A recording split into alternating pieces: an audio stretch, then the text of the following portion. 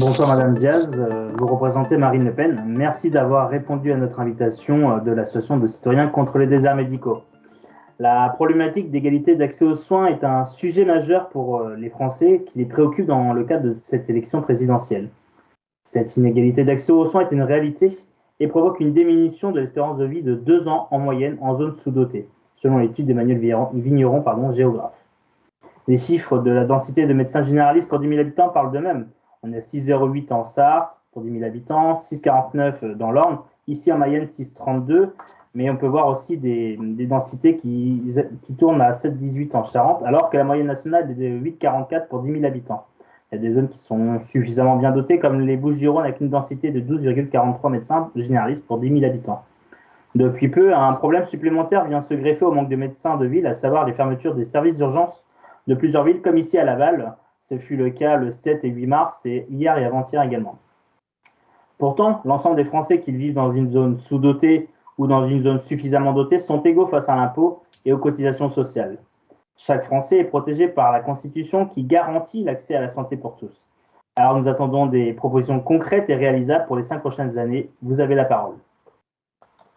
Et merci beaucoup pour votre invitation. C'est vrai que la question des déserts médicaux est une question préoccupante. Donc moi, je suis élue conseillère régionale en Nouvelle-Aquitaine et conseillère municipale en Gironde dans un village qui s'appelle Saint-Savin. Et précisément, donc ma région est particulièrement touchée par les déserts médicaux parce que je vais vous donner un exemple. La question de la Creuse. Voilà, le département de la Creuse, eh bien, il y a seulement 90 médecins généralistes pour 117 000 habitants. Et face à une pénurie de médecins généralistes, eh bien, on a constaté qu'en 2018, 100% des nouveaux médecins installés en Creuse étaient d'origine étrangère. Donc évidemment, on ne peut pas se satisfaire de cette situation parce que vous l'avez dit, les citoyens qui se retrouvent dans des déserts médicaux, eh bien, sont égaux face à l'impôt et en payent toujours autant. En plus, il y a 2 problèmes. Il y a le problème du patient et le problème du médecin. Le patient, le problème, c'est que s'il n'a pas accès à un médecin, eh bien, il va reculer ou renoncer à des soins, ce qui aura des répercussions catastrophiques sur sa santé à moyen ou à long terme. Le problème aussi, c'est la question du coût, du pouvoir d'achat, où on sait que c'est à peu près 1 Français sur 3 qui est susceptible de renoncer à des soins pour raisons financières. Le problème dans ces territoires ruraux, c'est que, en fait, ce sont des territoires avec une population vieillissante et donc plus on vieillit, plus on a besoin de soins, moins on peut se permettre de prendre sa voiture pour conduire longtemps parce que tout ceci est lié à l'âge. Donc en fait, il y a un vrai problème. Il y a un problème aussi du côté des médecins qui sont en burn-out. Et je dis les médecins, mais c'est aussi les infirmiers, les aides-soignants, en fait, voilà, tout le système de soins. Donc, tous ces gens qui exercent ce métier par vocation sont quasiment en burn-out et beaucoup de médecins partent à la retraite sans être remplacés. Voilà. Il faut le dire aussi, cette crise sanitaire a largement révélé les défaillances de notre système de santé et a largement révélé les défaillances et les conséquences des décisions politiques qui ont été prises il y a plusieurs années. Je vais vous donner quelques exemples. On a eu un vrai problème de désindustrialisation parce qu'on se souvient tous de ces images dramatiques où les masques s'étaient échangés au plus offrant, s'étaient vendus au plus offrant sur les tarmacs d'aéroports. On se souvient tous aussi de ces images choquantes au cours desquelles les infirmiers dans les hôpitaux, faute de blouses, étaient obligés de se construire eux-mêmes des blouses de fortune avec des sacs poubelles. Voilà, donc ça n'est plus tenable. Moi, je condamne bien sûr le gouvernement qui n'a rien trouvé de mieux à faire que de supprimer des lits pendant cette crise sanitaire. Ce sont 100 000 lits qui ont été supprimés ces 20 dernières années et 5 700 lits rien qu'en 2020, c'est-à-dire au plus fort de la crise sanitaire. Voilà. Donc nous, au Rassemblement national, avec Marine Le Pen, nous sommes très conscients de ces dysfonctionnements qui ont un impact très sérieux sur la santé de nos compatriotes et nous estimons que la santé n'a pas de prix et nous sommes bien conscients que tout le système hospitalier est très malade et que même le premier désert médical, c'est l'hôpital. Donc, nous avons travaillé très sérieusement sur ce sujet et donc je vous présente notre livret voilà, Aime la santé, où dedans, nous abordons toutes les problématiques liées à la santé. Donc là, précisément sur les déserts médicaux, j'ai extrait un certain nombre de propositions qui sont réalistes et après, je vous expliquerai comment on les finance. Alors d'abord, pour faire face à la pénurie de médecins dans les zones rurales, ben nous, notre diagnostic, là, c'est une question d'aménagement du territoire. En fait, il n'y a pas un médecin qui viendra s'installer dans une zone rurale s'il n'y a pas eu au préalable un réaménagement, un rééquilibrage territorial. En clair, ça veut dire qu'il faut que le conjoint ou la conjointe du médecin puisse aussi trouver un travail, il faut que les enfants puissent être scolarisés, donc trouver une école, il faut qu'il y ait des services publics. Donc nous voulons mettre en place ce grand principe de réaménagement territorial via un dispositif voilà, qui s'appelle la démétropolisation. C'est-à-dire on rééquilibre les territoires. Ça, c'est très important.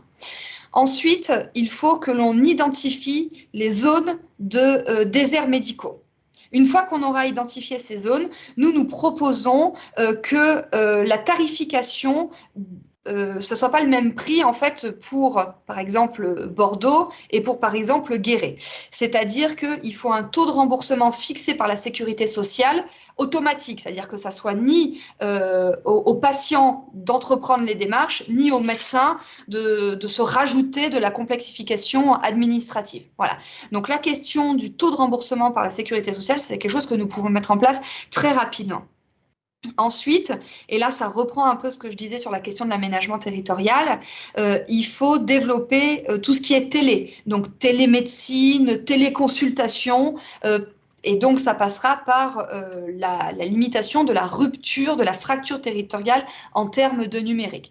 Parce qu'en fait, toutes ces nouvelles technologies pourront être mises au service des patients qui s'éviteront d'un côté de longs trajets et qui par ailleurs permettront aux médecins de suivre plus régulièrement les patients. Donc voilà, donc tout ce qui est télémédecine, téléconsultation, téléexpertise, tout ça nous considérons que ce sont des avancées technologiques qui peuvent être très bénéfiques pour à la fois les patients, à la fois les médecins. Ensuite, et ça relèvera d'un effort budgétaire considérable, mais je vous le dis, il est nécessaire, c'est la question des maisons de santé.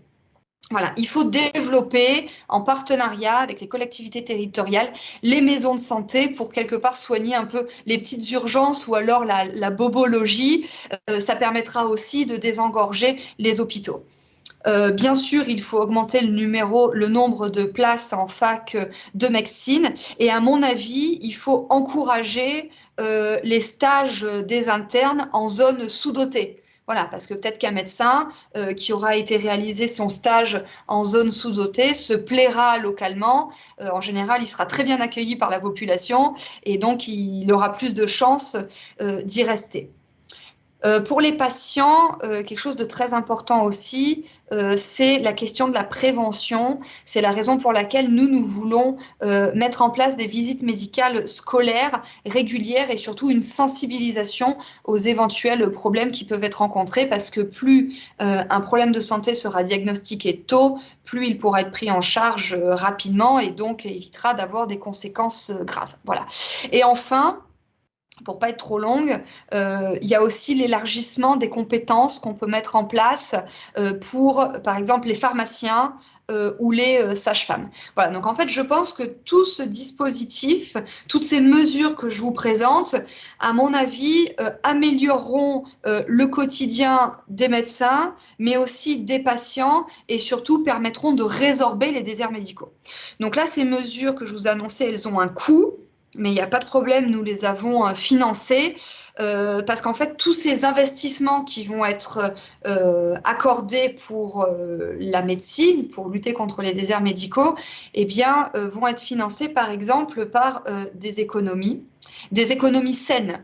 La première, c'est que nous voulons supprimer l'AME, l'aide médicale d'État, qui coûte de plus en plus cher chaque année. Et pour vous donner un exemple, l'année dernière ou il y a 2 ans, ce sont 383 000 clandestins qui se sont fait soigner. Donc nous voulons supprimer l'aide médicale d'État qui coûte, en réalité, c'est 2 milliards d'euros par an, et la remplacer par une aide d'urgence qui concernerait uniquement les soins vitaux. Donc là, il y a quasiment 2 milliards d'euros à économiser. Et d'un autre côté, nous voulons lutter efficacement contre la fraude. Voilà, donc nous allons créer un ministère dédié à la lutte contre la fraude qui, en matière de santé, aura 2 objectifs immédiats. Le premier, c'est lutter contre la fraude à la retraite et le deuxième, c'est lutter contre la fraude à la carte vitale. Et nous instaurerons très rapidement la carte vitale biométrique. Voilà, j'espère avoir tenu les délais. Je suis bien sûr disponible si vous avez des questions. Merci de votre présentation. On va passer maintenant à la question du micro-trottoir. Jean-Louis, 59 ans, bientôt à la retraite. Liberté, égalité, fraternité. Pourquoi l'égalité d'accès aux soins n'est-il pas respectée? Alors moi, je suis tout à fait d'accord avec ce monsieur. En effet, face à l'impôt qui ne cesse d'augmenter, on a une disparité dans l'accès aux soins et surtout, plus on paye d'impôts, moins il y a de services publics. Alors pourquoi? Écoutez, moi je pense que cela est consécutif de décisions politiques qui ont été prises. J'en ai une qui me vient en tête. Dans les années 70, le gouvernement de l'époque avait indiqué vouloir baisser le numerus clausus parce qu'en fait, ils sont partis dans une logique comptable en se disant, bon, s'il y a moins de médecins, il y aura moins de prescriptions et donc il y aura moins de dépenses de santé. Voilà. Et le problème, c'est que depuis des décennies, la santé fait l'objet d'une politique comptable qui mène le système de santé dans la situation dans laquelle il est. Voilà, c'est la raison pour laquelle, je l'ai dit tout à l'heure, nous considérons que la santé n'a pas de prix et nous investirons massivement à la fois pour l'incitation des médecins à s'installer en zone rurale, la revalorisation de leur travail, le développement des maisons de santé, évidemment l'augmentation du nombre de places en fac de médecine et notre grande politique de réaménagement du territoire qui s'appelle la démétropolisation. Donc en fait, en mettant en place tout ça, eh bien, nous pourrons enfin, dans la France de 2022 avec Marine Le Pen, retrouver une égalité d'accès aux soins qui est plus que nécessaire. Merci de ces précisions. Le lendemain de l'élection, si Madame Le Pen est élue présidente de la République le dimanche soir, quelle sera la première mesure que vous allez prendre pour répondre à l'urgence des déserts médicaux parce qu'on ne peut pas attendre 10 ans? Alors, je pense que la toute première chose que Marine fera dès le lendemain de son élection, c'est déjà réintégrer les 15 000 soignants qui ont été suspendus faute de vaccin. Voilà, parce que je le dis, nous avons tous été aux côtés des soignants quand il fallait les applaudir tous les soirs à 20h, mais pour le coup, on ne se paye pas d'applaudissements. Le gouvernement a été abominable à leur égard, il n'a fait preuve d'aucune considération. Le Ségur de la santé, qui était censé revaloriser significativement leur salaire, finalement a plus relevé de l'effet d'annonce parce qu'il n'en reste pas moins que les soignants en France sont toujours payés 10% de moins que leurs collègues à l'échelle des grands pays de l'Union européenne. Donc nous réintégrerons tout de suite ces 15 000 soignants qui ont été suspendus, nous revaloriserons de 10% supplémentaires leur salaire. Et enfin, pour leur éviter le burn-out, pour éviter qu'eux-mêmes disent qu'ils font parfois subir de la maltraitance aux patients, eh bien, nous mettrons en place le recrutement de 10 000 places supplémentaires. Cette mesure a un coût, mais elle est nécessaire. Nous mettrons sur la table 2 milliards d'euros sur les 5 ans pour mettre en place toutes les mesures que je viens de vous présenter dès que nous arriverons à l'Élysée. Merci pour ces réponses. Nous attendons avec impatience la réponse de Marine Le Pen à notre lettre ouverte que nous avons envoyée début janvier. Et une fois qu'on aura la réponse, elle sera évidemment publiée sur notre site internet comme les autres réponses. Merci encore. Merci.